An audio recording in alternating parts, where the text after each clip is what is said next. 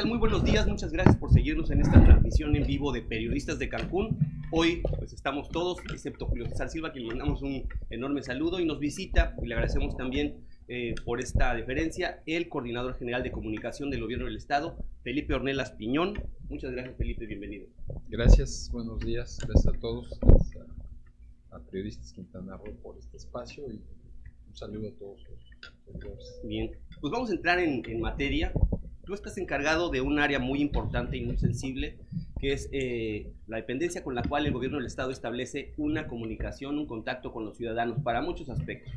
Y eventualmente lo hace directamente o a través también de los medios de comunicación. Queremos plantearte y preguntarte sobre las últimas actividades que has tenido en estas semanas que tienen que ver, para empezar, con el mecanismo de protección a periodistas y defensores de los derechos humanos. Bueno, es un tema que, digamos, ha tomado mucha relevancia, en particular por la circunstancia que en el país prevalece, esta condición, digamos, de altos índices, niveles de violencia y de inseguridad, que para el caso del trabajo que realizan ustedes, que realiza el gremio, periodismo, resulta particularmente sensible como consecuencia de diversas circunstancias, tanto derivadas de la acción de gobierno o de los gobiernos, en muchas ocasiones, como también de entidades u otros espacios de poder, por llamarlo de algún modo, hay quienes les llaman poderes fácticos. El periodista, al ser, digamos, un transmisor de contenido, de información hacia la sociedad, resulta en muchos momentos, en muchas ocasiones, un factor clave, digamos, para los fines de estos grupos, ya sea en el gobierno o fuera del gobierno, pero que buscan, tienen un interés político o de poder. Y en ese sentido, cuando el trabajo periodístico, digamos, no es compatible con esos intereses, genera, digamos, incomodidades, genera circunstancias no favorables, y en ese contexto se convierten en, digamos, personajes incómodos o en actores incómodos que en muchas ocasiones tienen como, digamos, como una consecuencia o como una respuesta de estas instancias, pues actos a veces de violencia, ¿no?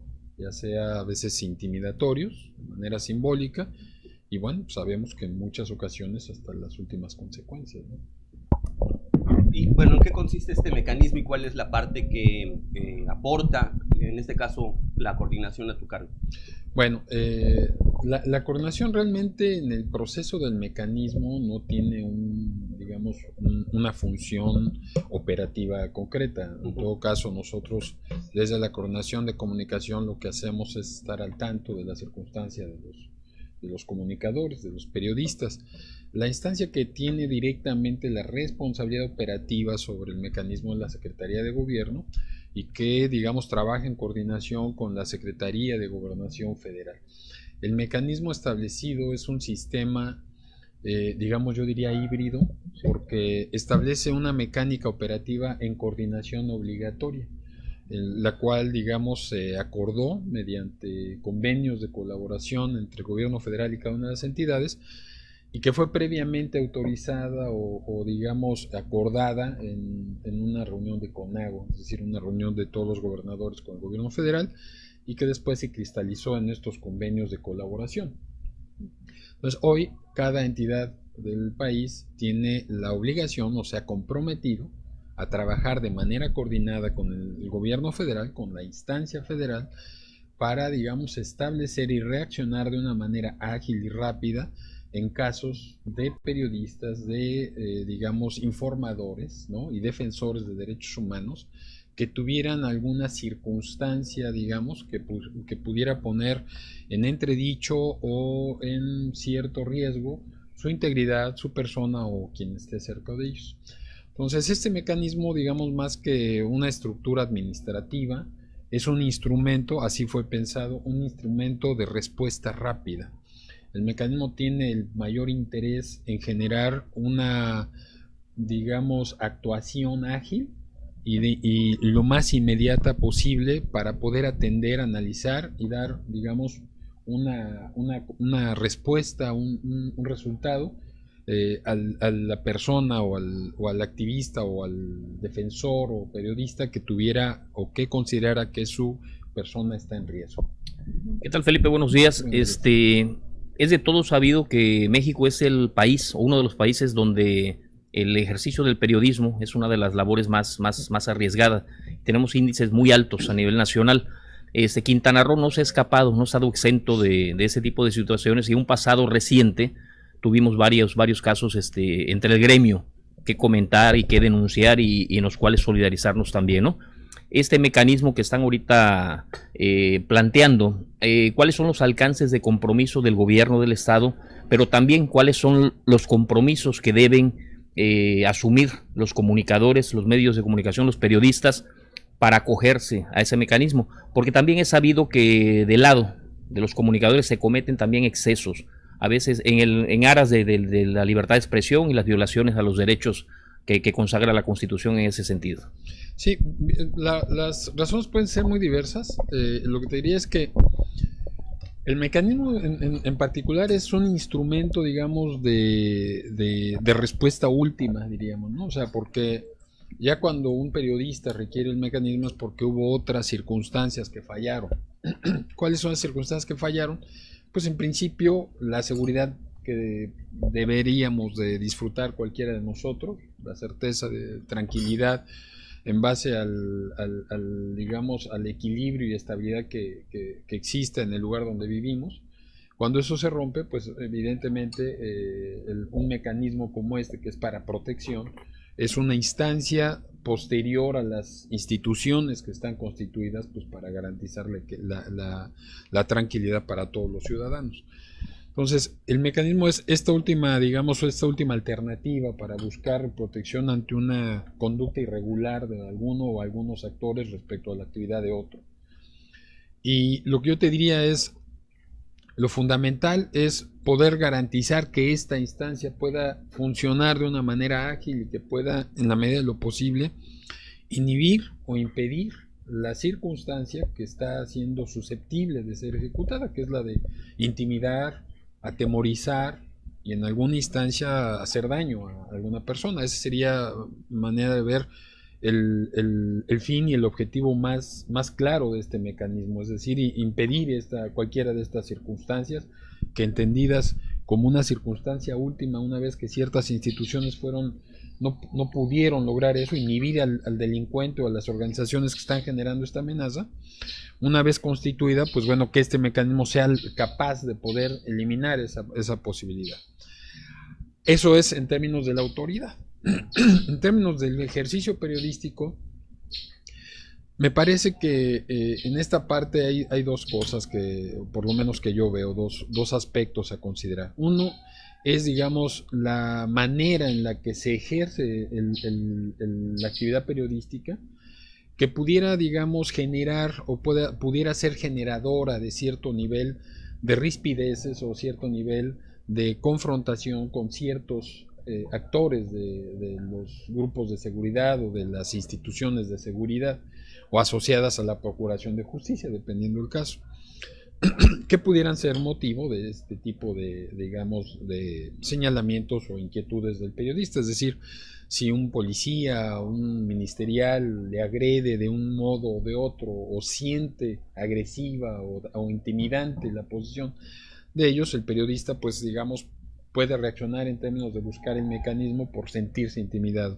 Y muchas veces esta intimidación tiene que ver con, digamos, procesos de interacción entre el gremio y estas instancias de gobierno, estos cuerpos de gobierno.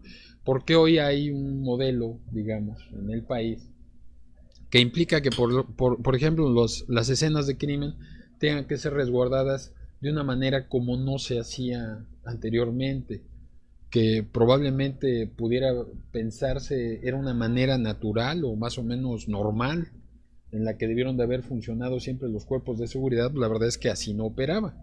Y ahora que se ha constituido en un criterio obligatorio y que hay cuerpos de seguridad especializados para resguardar esa escena, pues se ha convertido en un problema en términos del hábito del trabajo periodístico, de acceder a las escenas, a los lugares y al impedimento que ahora se les da. Entonces el gremio siente un cambio y todo cambio siempre genera una reacción.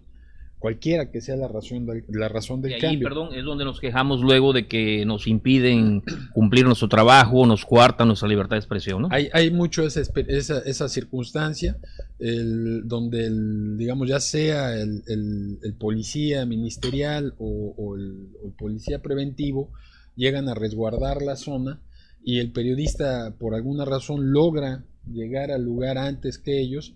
Entonces, al momento que es retirado, que es solicitada su salida del espacio, digamos, evidentemente hay una interacción.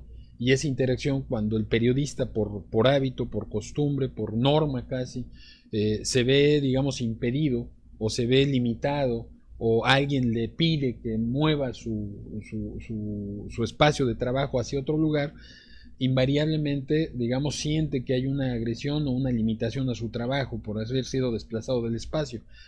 Eso ha generado, evidentemente, muchas experiencias desafortunadas, algunas, digamos, posiblemente con responsabilidad de la autoridad y otras posiblemente también con colaboración del propio periodista, en la medida en que las conductas y las posturas no responden a la obligación, digamos, del cuerpo de seguridad de tener que desalojar el lugar. Pasa, ¿no? Es decir, en cualquier lugar pasa. Si a uno le permiten sentarse en un lugar y luego le dicen que se tiene que parar, pues no es cómodo. Entonces, igual es un poco lo que yo siento que pasa. El periodista llega, y si llega antes, entonces cuando llega la autoridad y le pide que se retire, entonces siente que lo están agrediendo y no le están pidiendo, digamos, un proceso normal para poder hacer un trabajo cada quien en su espacio. El periodista siente que está siendo agredido en su labor y siente que se está coartando la libertad.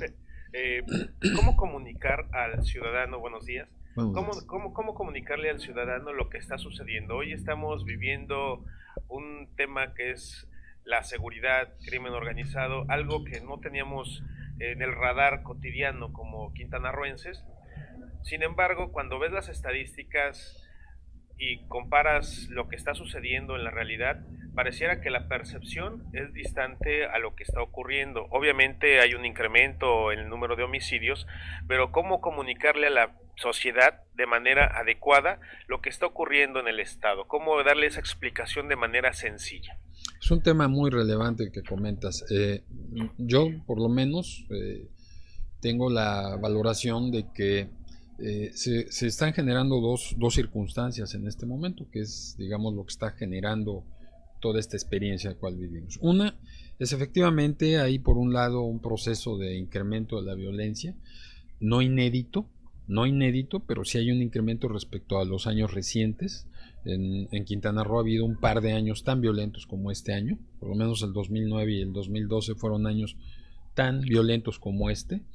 Entonces, no es inédita la violencia. Lo que sí me parece que es inédito es la circunstancia alrededor de la violencia y el rol de los medios alrededor de la violencia. ¿A qué me refiero con esto? Una, a la existencia de los medios digitales. Es uno de los medios que en este año, digamos, toma un rol diferente al que pudo haber tenido antes. Ese es un primer factor que me parece está jugando un rol que antes no existía.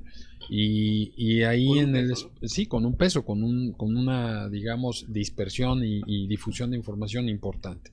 Y por otro lado, hay también una posición de parte del gobierno a la labor de los medios de comunicación. Es decir, en este momento, una de las políticas públicas que ha definido el gobernador Carlos Joaquín desde la llegada y que nos instruyó claramente fue la del respeto y la de, digamos, generar las condiciones que fueran indispensables para que el gremio pudiera realizar su trabajo y con ello garantizar el derecho a la información. Yo en alguna entrevista decía, estamos un poco adecuándonos a vivir en un poco de espacio donde la posibilidad de decir lo que se piensa es posible, donde, digamos, quien habla puede decirlo de manera libre, sin pensar ni considerar que va a ser reclamado, coartado, sujetado o reconvenido. Algo que yo he intentado de manera permanente expresarle a todos ustedes cuando he tenido la posibilidad de platicar estos temas es el mejor interés de generar una relación de mucho respeto. Eso significa, en nuestro entender, el digamos, considerar válida la expresión y la acción y la opinión de quien la expresa, cada uno de ustedes, lo cual no significa necesariamente compartirla. Y cuando no se comparte algo, pues lo normal, lo válido, lo regular, pues es poderla conversar, poderla debatir, poderla, digamos, controvertir. Esa me parece que sí es un ejercicio que podemos hacer y que nosotros hemos planteado como válido. Ahora, en este contexto entonces, el escenario de violencia que está viviendo el Estado se ve, digamos, reportado, se ve reflejado de una manera mucho más libre, lo cual no pasaba. Ustedes, digamos, cada uno podrá tener su opinión de qué manera o de qué forma esto ha cambiado. Yo hablo en términos, digamos, de gremio en general.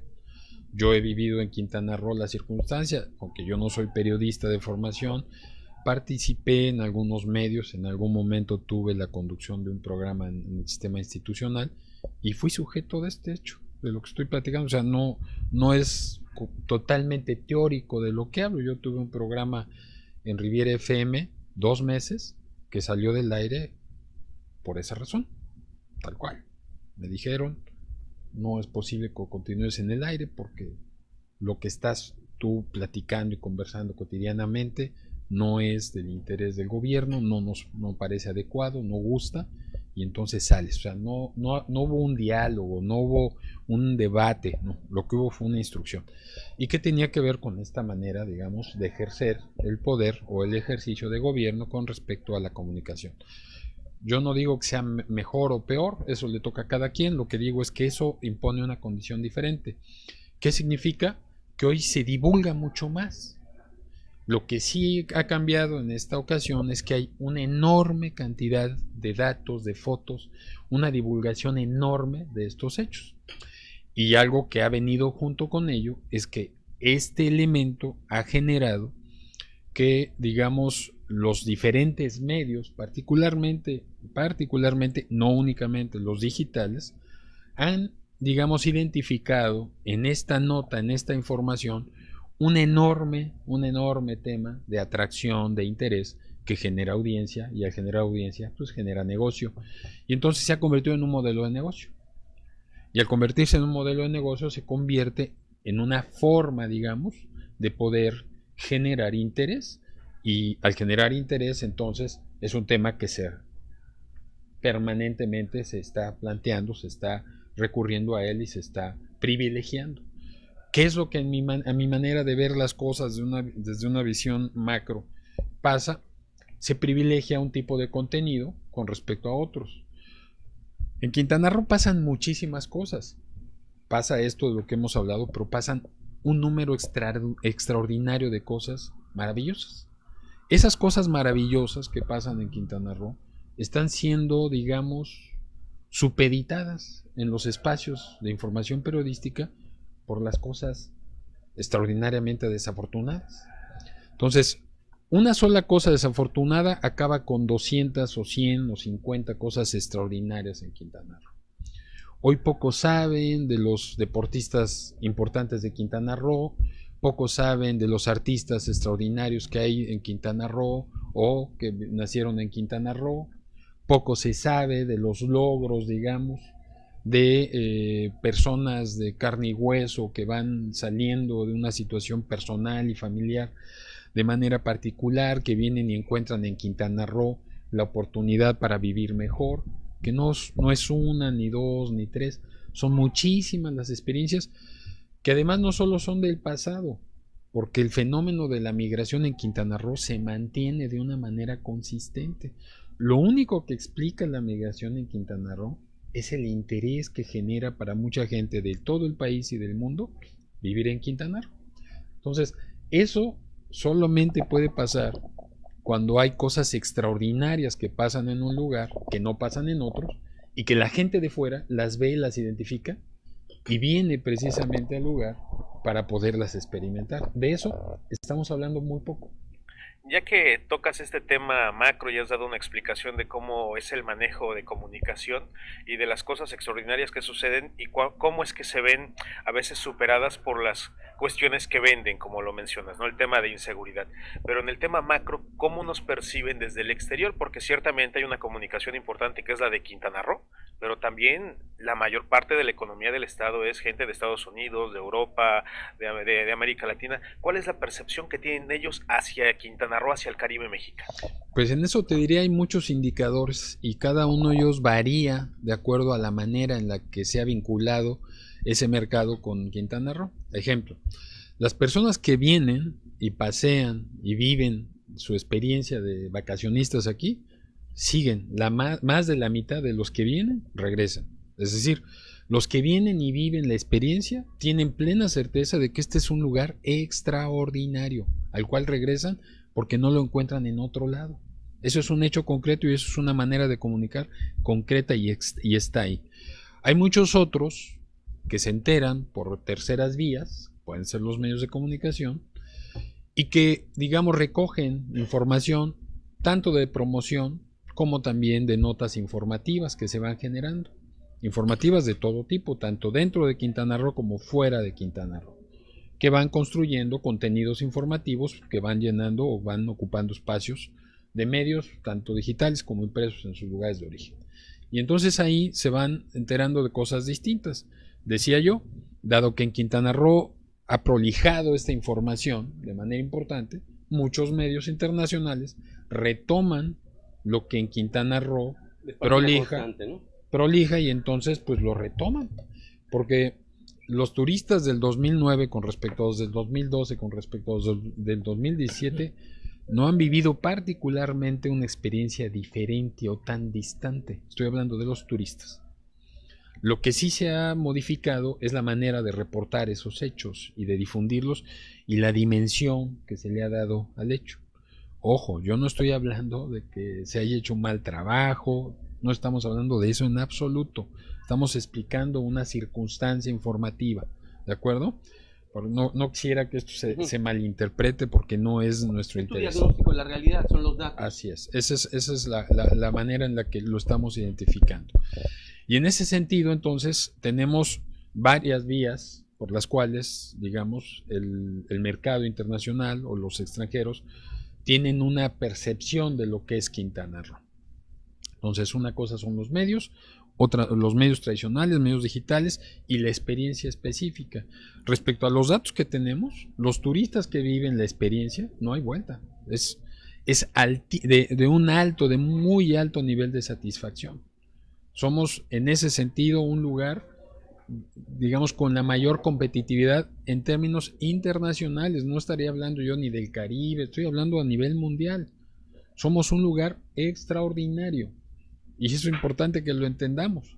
O sea, tenemos que entender la dimensión de cada cosa y lo que es un hecho es que la experiencia vacacional de la gente que viene a Quintana Roo es una experiencia vacacional extraordinaria porque nosotros tenemos espacios naturales extraordinarios, maravillosos. Tenemos trato personal, personas, individuos que día a día se levantan, trabajan y atienden de una manera que el que viene a visitar no encuentra en otras partes del mundo, que a lo mejor para nosotros nuevamente parece como algo muy normal, porque está normalizado para nosotros, pero no para el extranjero. Para el extranjero sí es un evento extraordinario. Y los que van, digamos, no sé, a Francia, a España, a Miami, y encuentran el trato de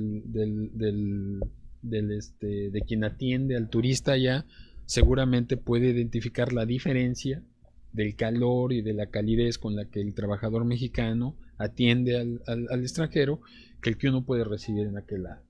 En fin, son aspectos que están ahí presentes y que obviamente mantienen a este lugar como un lugar de alto nivel de interés tanto para la inversión como para el visitante, como para, digamos, el interés público del propio gobierno, tanto estatal como federal, por la importancia que tiene Quintana Roo en generación de divisas, como un ente de regulación económica. Somos un estado, como les decía, que recibe una enorme cantidad de migrantes. Son, digamos, formas alternativas donde la economía, digamos, permite desfogar limitantes de otros lugares del país, y que al tener Quintana Roo esa afluencia, estos individuos que no encuentran las oportunidades de vida en su lugar de origen, pueden buscar en Quintana Roo, encuentran alternativas, y eso en lugar de convertirse en desempleo, delincuencia y digamos desintegración, pues por lo menos da pauta a que haya una posibilidad de proyecto de vida.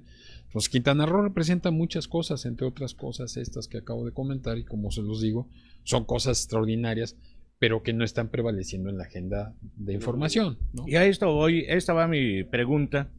En los medios tradicionales, vamos a dividirlos de manera muy esquemática, ¿no? En la prensa impresa o tradicional, y los medios digitales, las plataformas digitales, que se dan ya en todos los ámbitos de la vida. Vemos recientemente el servicio tradicional de taxis, y ahora se está discutiendo en el Congreso la posibilidad de que también las plataformas digitales puedan dar este servicio bajo nuevas reglas. ¿Cómo trata la dependencia a tu cargo, la coordinación de comunicación del gobierno, a los medios tradicionales y a los medios digitales? ¿Cuál es el enfoque, el tratamiento, la relación con estos, vamos a decir de manera esquemática, estas dos?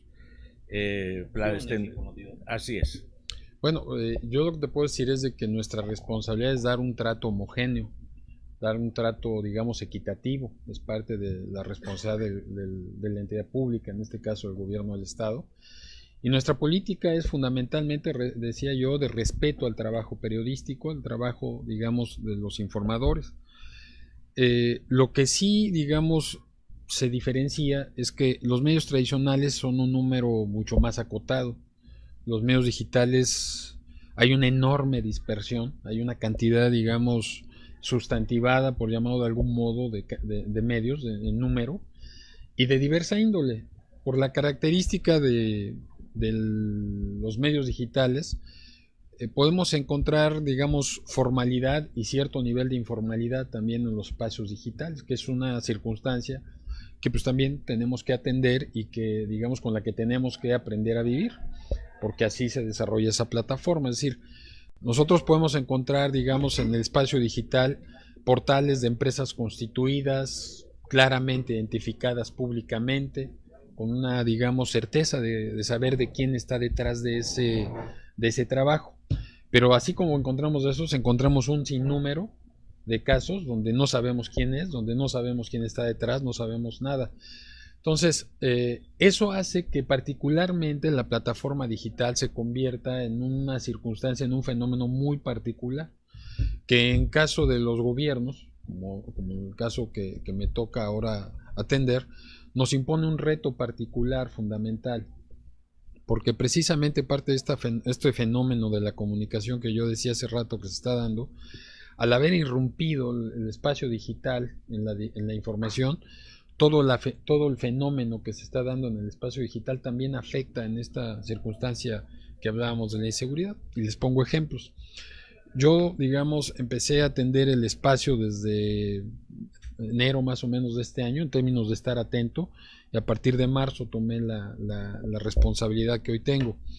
Pero yo recuerdo desde enero, cuando se dieron los primeros eventos de inconformidad por el gasolinazo, cómo, digamos, se organizaron ciertas manifestaciones por parte del gremio de taxistas por el tema de la gasolina, luego se generaron ciertas, digamos, movilizaciones de organizaciones civiles o de particulares, ¿no?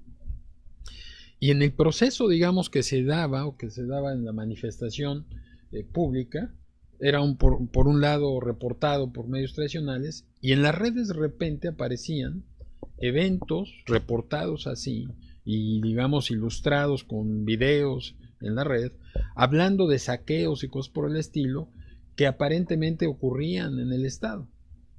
Eso estaba apareciendo en la red en ese momento. Información falsa. Falsa porque se decía que era en Quintana Roo, porque eran imágenes de Veracruz, por ejemplo. Bueno, eso pasó a principios de año. Luego, cuando se dieron los eventos, particularmente de la Fiscalía, la agresión a la Fiscalía, durante el periodo en que, digamos, ocurrió y la persecución que se dio en parte de la ciudad por parte de los cuerpos de seguridad, aparecieron una serie de grabaciones y de videos falsos, donde se hablaban de cosas que nunca se dieron, ¿no? Audios donde se decía que estaban balaceando la Plaza Cabá, otra que decía que estaban balaceando el Palacio Municipal, en ese mismo momento, de facto, en el mismo, información falsa, que estaba saliendo de portales digitales. Y así como eso, pues bueno, eso se viene dando de manera permanente. Hace unos días en algunos portales donde aparecen enmascarados, cosas por el estilo, se hablaba de que por qué los medios no habían sacado cosas que habían pasado días anteriores de matanzas en la playa, decía él. Decía el portal. ¿Quién es? Pues no sabemos, pero eso es lo que plantea, ¿no? O sea, plantea cosas falsas. Felipe, cuestiona cosas falsas, perdón. Y que esas, digamos, esa información falsa se agrupa y se incorpora a esta, digamos, cantidad de información libre que puede tener objetividad y que entonces va abundando en una dirección. ¿Por qué? Porque es negocio hablar de eso. Entonces, este fenómeno, digamos, es también un fenómeno que nos toca vivir. Y lo que al gobierno le toca, nos parece a nosotros, es un trabajo permanente para tratar de generar equilibrio informativo. Lo que nos toca es informar y debatir informando. Debatir con datos, poder aclarar, y es un trabajo permanente que en el caso de la red es muy amplio, es un trabajo acucioso, es una experiencia inédita, nos parece, en términos del trabajo público, porque necesitamos que ese espacio, que es un espacio muy recurrido por el ciudadano, se equilibre y que tenga, digamos, la información más objetiva, más veraz, para que el ciudadano efectivamente se pueda informar. Felipe, y dada la particularidad de este fenómeno que señalas en las redes sociales, ¿qué tanto se apoya el gobierno de Carlos Joaquín y qué tanto te apoyas tú en las redes sociales precisamente para un poco contrarrestar ese tipo de circunstancias, pues hasta cierto punto negativas, ¿no? Es un proceso que estamos, digamos, desarrollando, generando desde lo administrativo, en la entidad pública, y en lo operativo. Desde lo administrativo, con la, digamos, reorganización de lo que es la estructura que permite dar la atención para poder, pues, lograr el objetivo que comentaba desde el principio, de informar y difundir la actividad pública y los resultados de la función pública. Hoy, precisamente porque las redes juegan un rol distinto, porque, digamos, se ha planteado un escenario diferente en términos de la comunicación, las estructuras administrativas y las políticas públicas de comunicación se tienen que adecuar a ello. ¿Qué significa esto? Pues bueno, primero les decía, en este momento nosotros tenemos claro que tenemos una tarea muy importante desde el gobierno para estar trabajando en los medios digitales de una manera constante, para alimentar los medios digitales con información objetiva, no solamente quedarnos ya en el tradicional comunicado oficial donde nosotros decimos nuestra versión y se difunde o no. Ahora tenemos que estar en un debate público permanente en estos espacios digitales, porque cuando yo encuentro un espacio que dice cosas como las que he conversado y me consta o tengo la información de que eso no es real, de que eso es una mentira, tengo que salir a desmentirlo, tengo que salir a informarlo para aclararlo, de tal forma que el público no se desinforme. Esto, pues digamos, si pasara con una o dos personas o dos casos sería pues menos complicado, pero cuando tienes 20, 30, 40, 50 cuentas con esa característica, pues evidentemente el trabajo se prodiga. Entonces, esta es una función que no existía y que tenemos que construir al interior un equipo de trabajo, digamos, especializado y enfocado a estar, digamos, monitoreando los espacios digitales para poder estar informando en tiempo real. Porque si eso lo dejas pasar y reaccionas a los 5 días, eso ya se hizo verdad. Nieve, ¿no? Ya se hizo verdad. Ya lo que digas no es creíble.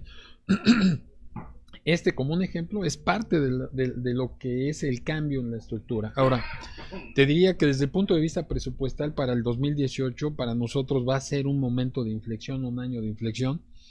Es un periodo complicado porque va a ser, me parece, el 2018 una primera experiencia presupuestal donde esta circunstancia va a empezar a reflejarse en las porciones presupuestales a los diferentes medios y a las modalidades.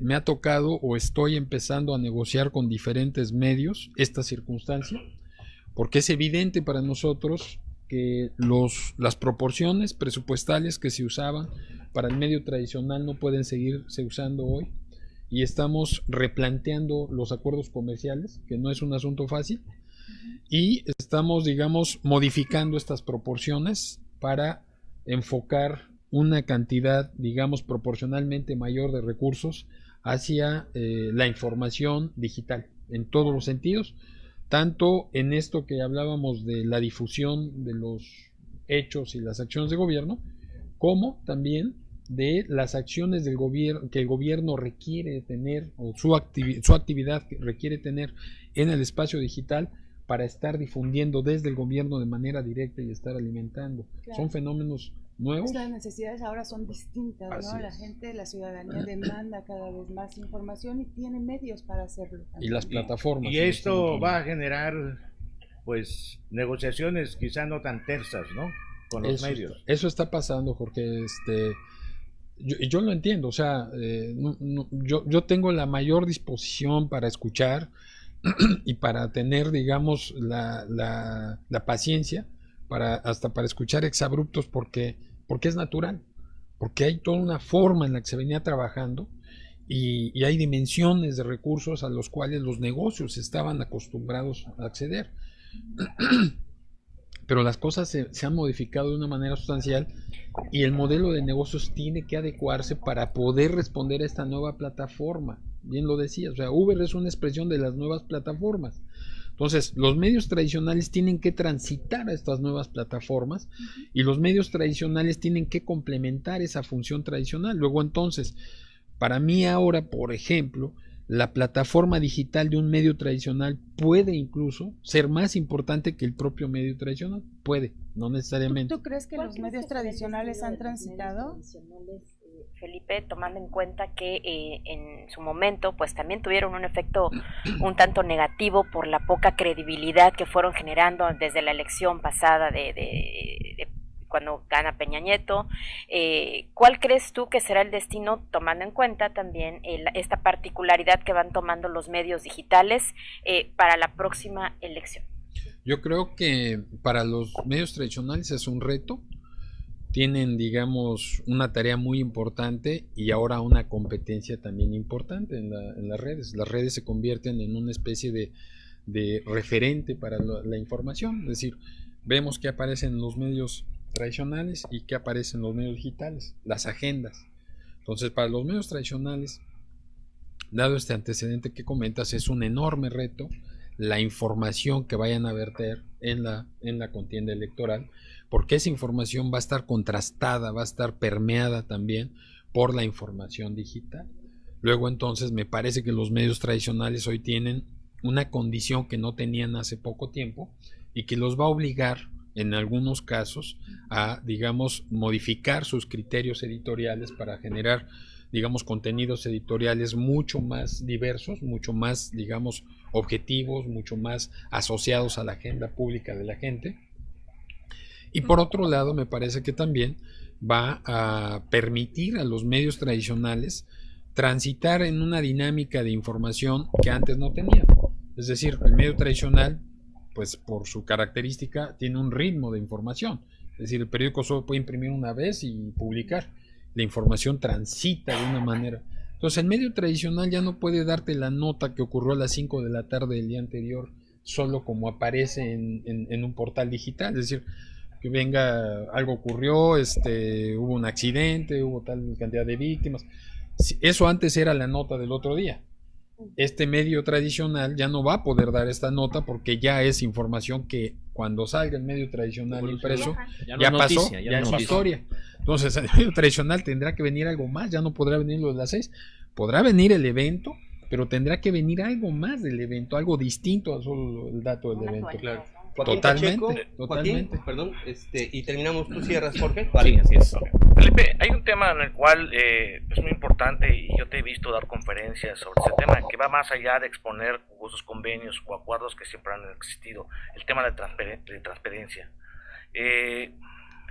Ha hecho que pues grandes empresas tengan grandes acuerdos y hoy en día se dan a la luz, pero el tema de transparencia, muchos periodistas pues no saben bien en qué va enfocado, ¿no? Tú has dado conferencias en las universidades, has hablado, pero no llega la convocatoria pues a muchos medios que a lo mejor quisieran estar ahí, ¿no? ¿Podemos hablar un poquito más a fondo sobre este tema a través de pues este medio digital? Sí, claro, con gusto. El tema es que, digamos, desde el punto de vista del gobierno, desde el punto de vista de la política pública de gobierno, la transparencia es una condición y un instrumento para generar, digamos, acciones de gobierno asertivas. ¿Qué quiero decir con esto?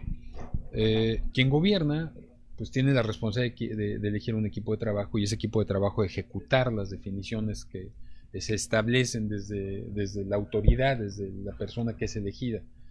Y en este caso Carlos Joaquín eligió un grupo de trabajo, definió políticas públicas y queda en cada funcionario aplicarlas y concretarlas, y cada funcionario con su equipo de trabajo. ¿Qué significa esto? Bueno, significa que pasa por muchas manos la definición de una política pública. Y esto implica que entre las personas pueda haber quien lo entienda de manera muy distinta y que tenga posibles intereses muy diversos. Esto pasa y es normal.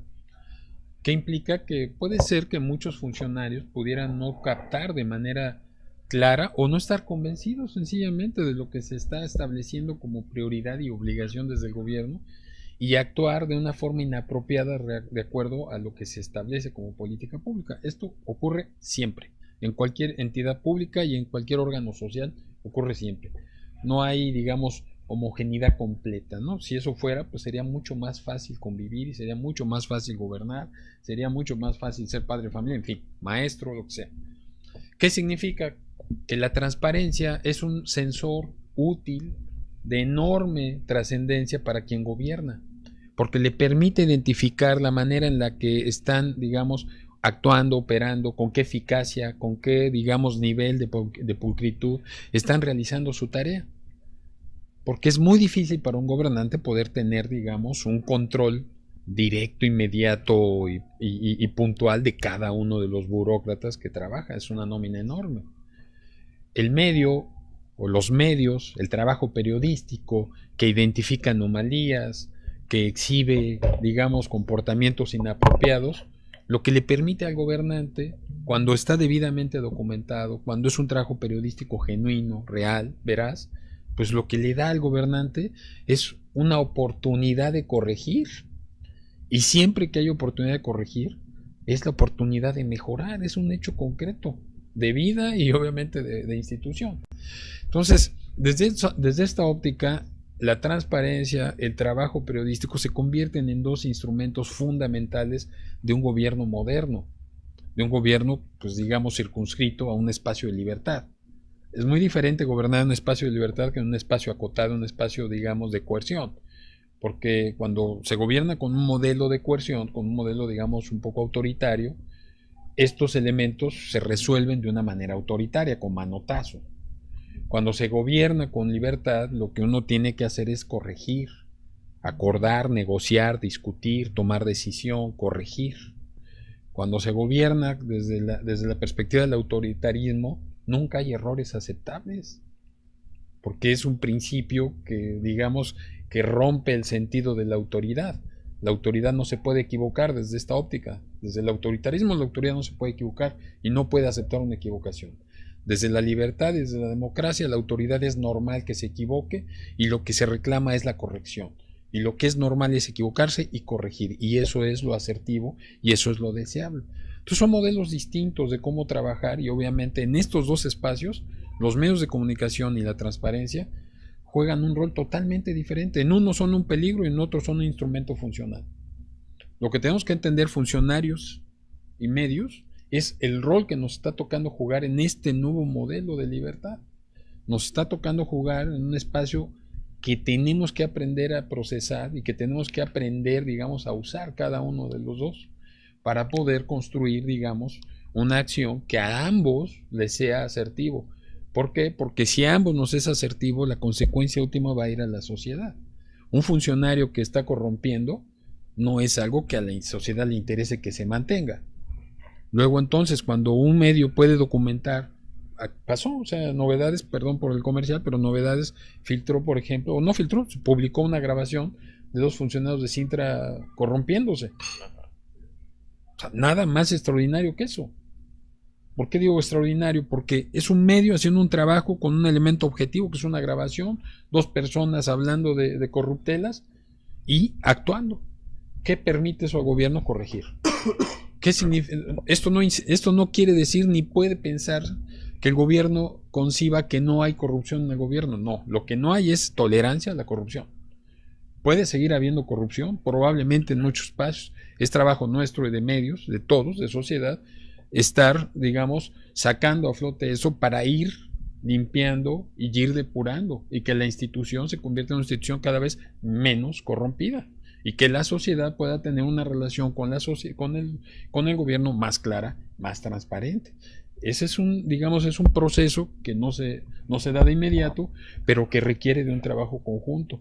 Si estamos en un entendimiento correcto, seguramente vamos a avanzar. Es decir, el funcionario no va a sentir como una agresión eso, ¿no? Eso que publicó Novedades es imposible verlo como una agresión, o es inapropiado verlo como una agresión. Es un área de oportunidad para el gobierno, por ejemplo. Claro, eso para nosotros. Pues muy bien, Felipe, agradeciéndote tu presencia en esta mesa de periodistas de Cancún. Nos queda muy claro en este tema tan importante, tan interesante a nosotros, que somos pues periodistas todos, ¿no? Y si bien nos formamos en los medios tradicionales, pues hemos dado el paso a medios digitales de unos años para acá, y sobre eso estamos haciendo nuestro trabajo, ¿no? Hay en redes sociales luego opiniones ciudadanas fundamentalmente en torno a pues cierta agrupación, cierta alianza que editores de medios tradicionales vienen haciendo.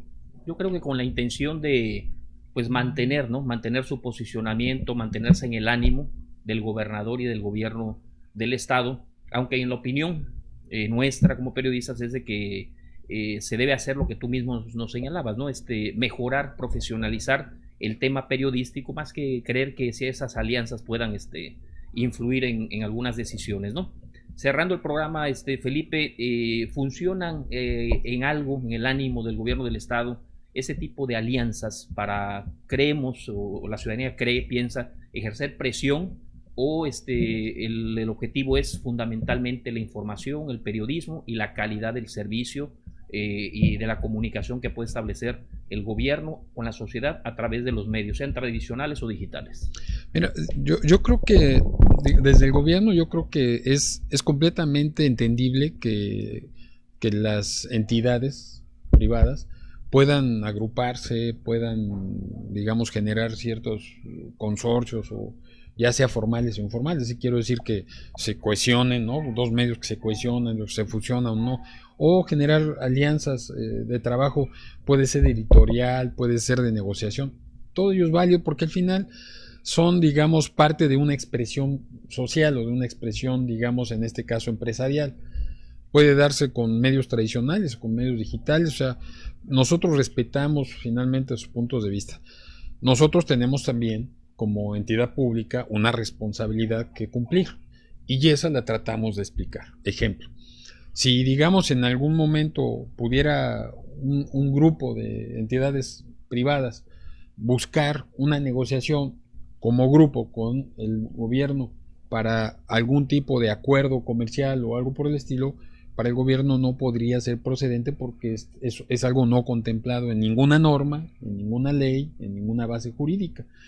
Entonces, precisamente como parte digamos, de estos cambios que estamos tratando de imprimir y que también se puedan institucionalizar para poder, digamos, precisar la manera en la que el gobierno y los medios y sociedad nos tenemos que ir relacionando, estamos desarrollando o estamos por terminar una serie de propuestas, de lineamientos para la contratación de medios en general, todo tipo de medios. Es decir, estamos planteando o vamos a plantear una serie de criterios, de lineamientos definidos de manera pública y abierta para que el gobierno, a la hora de tomar la decisión de qué medios contratar y por qué, pueda tener bases más objetivas, lo más objetivas posible, para que la ciudadanía sepa y entienda por qué se contrató y por cierta cantidad de uno u otro medio, sea tradicional, digital o publicidad fija, por ejemplo, ¿no?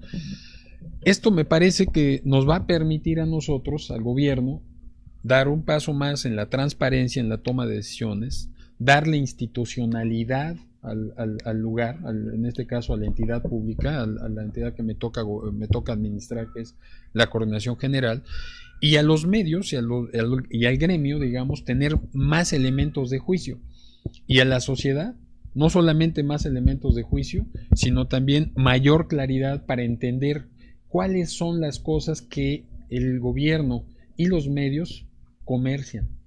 Por ejemplo, nosotros, como parte de estos cambios que hemos platicado, tenemos en este momento mucha claridad de que, por ejemplo, las proporciones que se destinaban a los espacios impresos de difusión, tenemos que adecuarlos y pasarlos para los espacios digitales.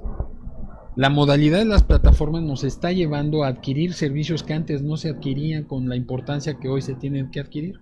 Ejemplo, desde el año pasado, bueno, desde que llegué, perdón, desde este año, desde marzo, yo empecé a tratar de negociar algunos acuerdos que ya estaban hechos desde enero, para tratar de ir adecuando esta nueva condición que yo observaba desde entonces. ¿Cuál es la nueva condición? De que hoy los medios digitales me demandan mucho más una producción de contenido que de información propiamente dicho. ¿A qué me refiero? A que en los medios digitales prevalece mucho más la imagen que digamos que la letra y la redacción, prevalece mucho más la narración que la lectura. No es una decisión mía, es, digamos, es una lectura del comportamiento de las personas en los medios. Así se comportan. ¿Qué implica para la entidad pública, para poder difundir la acción de gobierno y para poder comunicarse? Pues tengo que entrar a esas plataformas, algo que no se hacía prácticamente. Probablemente la producción de contenido se hacía en el gobierno para los informes de gobierno y para alguna campaña particular. Es, digamos, para lo que se contrataban producciones de gobierno, por lo cual yo te diría que probablemente audiovisuales, ¿no? Por ejemplo. Pero también pueden ser narraciones, narrativas. Yo creo que, no sé, el 1 o 2% del presupuesto público era usado en eso, 4% a lo mucho de todo el monto de gasto en medios. Hoy esa proporción, para mí, tiene que modificarse de una manera radical y modificarse lo que antes se daba para los espacios, tanto gráficos como aire. Entonces, esas plataformas y esa manera de comportamiento de las nuevas plataformas obliga al gobierno a transformar y a modificar sus instrumentos de comunicación, sus plataformas y su presupuesto y el tipo de producto que necesita para comunicarse. Entonces, para nosotros, la producción de contenido va a ser tan importante, tiene que ser tan importante como la otra, porque es lo que nos está marcando la pauta de las plataformas modernas. Por ejemplo, hoy en un medio tradicional, el que sea, seguramente voy a tener que gastar prácticamente lo mismo en los espacios impresos que en sus plataformas digitales, porque sus plataformas digitales se están comunicando a una cantidad probablemente mayor que la del medio impreso. Va a implicar que yo voy a tener que invertir, no ahí, en otro lado. Alguien me va a tener que ayudar a estar haciendo esos contenidos y estar pagando para hacerlo. ¿Por qué? Pues porque ahora necesito esa manera de difundir. Entonces, pues evidentemente el gasto se va a tener que modificar de una manera sustancial. Yo les diría, por ejemplo, la nota informativa tradicional con la que yo me encontré como respaldo de los gastos de comunicación, en el caso de la coordinación de comunicación, ese tipo de constancia prácticamente va a desaparecer. Yo ya no voy a tener, o nosotros ya no vamos a tener, perdón por personalizarlo, la coordinación ya no va a tener, digamos, como respaldos de su gasto, la nota de primera plana del evento, del mitin o del gobernante. Lo más que tendré será la campaña de protección civil informando algo, la de vacunación. Es decir, la campaña del gobernante dejó de ser la materia del contrato comercial. para trasladarse a la información concreta que es de interés del gobierno. Y que dicho de paso, para cerrar, en base a lo que platicábamos del estado de ánimo, hoy es una instrucción del gobernador Carlos Joaquín, así está establecido y así se ha pedido, el trabajar una información equilibrada y objetiva desde el gobierno, no sustantivar, no exceder. Es decir, cuando informemos, nos han pedido y hemos estado reiterando que informemos de una manera equilibrada, objetiva, evitando los excesos tanto de la persona, es decir, tanto de, digamos, del culto a la personalidad, como de, digamos, sustantivar el hecho, de hacer algo que puede ser un avance, convertirlo como una solución del todo. Entonces, el equilibrio informativo va a ser un reto desde dentro y hacia afuera del gobierno, porque creemos, estamos ciertos, de que esta es la manera en la que la sociedad en libertad está pidiendo ser informada. Entonces, hoy para nosotros, una nota donde ponen el gobernador resolvió el problema, así como visto, resolvió el todo, el siempre, es algo que ya no estamos buscando hacer. Nos parece que es inapropiado, es inadecuado, es algo que la sociedad ya no acepta, no le interesa. Y nosotros estamos tratando, digamos, de avanzar en esa dirección en términos de la construcción de contenido informativo. Todo eso implica nuevas formas de redacción, nuevas formas de fotografiar, nuevas formas de levantar imagen. Todo está siendo nuevo y en ese proceso todos, nosotros y los medios, estamos en esa condición de, digamos, de transición para tratar de ir, digamos, aprendiendo a desenvolver la función pública y la de periodística en un espacio de libertad donde la sociedad se convierte en el ente central porque es la que marca la pauta de lo que quiere. Es un nuevo paradigma. Es lo que intentamos y creemos que va a pasar. Adaptarnos todos, Felipe, a la nueva tendencia de comunicación. Así es. Y dar lo que la sociedad quiere, eso es todo, ¿no? Ese es el objetivo. Pues muchas gracias, Felipe, por tu generosa explicación. Podríamos quedarnos más tiempo, pero la verdad es que queremos también cerrar para que la gente le parezca interesante el tiempo. Y nos vemos en una próxima ocasión, si con te gusto, parece. con mucho gusto. Bueno, pues nos vemos. Esto fue Periodistas de Cancún. Nos vemos la siguiente semana. Gracias. Muy bien.